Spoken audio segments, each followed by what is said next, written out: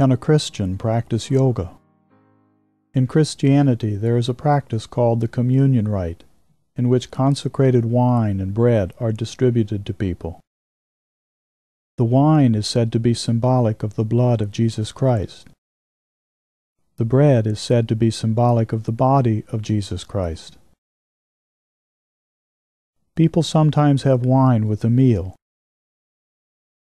If a person drinks wine, does that mean he or she is practicing the Christian rite of communion? People sometimes have bread with a meal.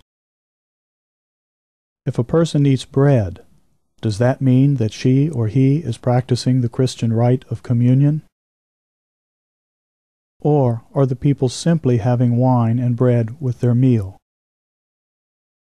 It is self-evident that merely drinking wine or eating bread are not in themselves the same as practicing the sacred communion of Christianity. That sacred communion has goals in itself, with the wine and the bread having great significance, leading the faithful to the religious fruits of the practice. In yoga there is an aspect of practice called asana, which has to do with posture that is used for meditation, or those postures used to make the body flexible in preparation for meditation. These postures are but steps along the way to the higher goals of yoga. What are these goals of yoga? Yoga means union of the ever-pure individual center of consciousness known as Atman with the universal consciousness called Brahman.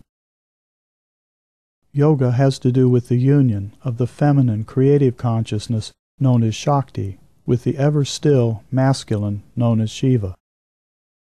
Yoga is the realization of the self-existent awareness known as Purusha as standing complete and not aligned with the appearances known as Prakriti. As these are the goals of yoga, the practice of postures is but a step along the way.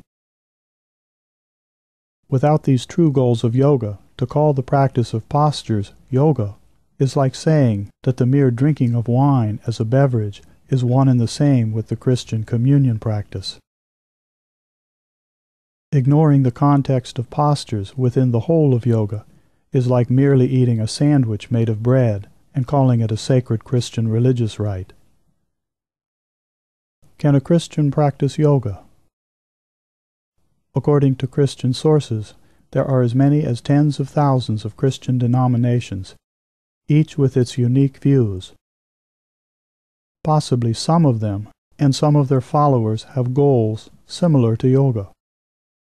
Possibly some of the Christian mystics and denominations see the instruction that the Lord our God, the Lord is one, as referring to the unity of all and the realization of this being the goal of a human.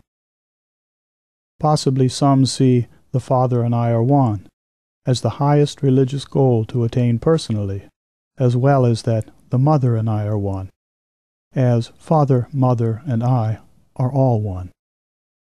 Possibly some see that the suggestion that the kingdom of heaven is at hand is an instruction to seek the highest union with the divine here and now in this very life and world.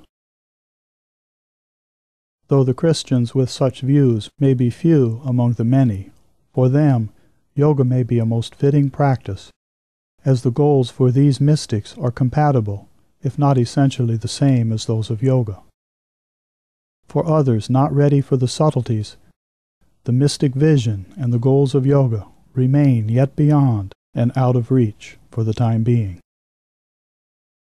If one practices physical posture without the higher goals, it can hardly be called yoga, whether or not one self-identifies as a Christian. It may be physical fitness, but it is no more yoga than drinking wine and eating bread alone are practices of Christianity. Can a Christian practice yoga?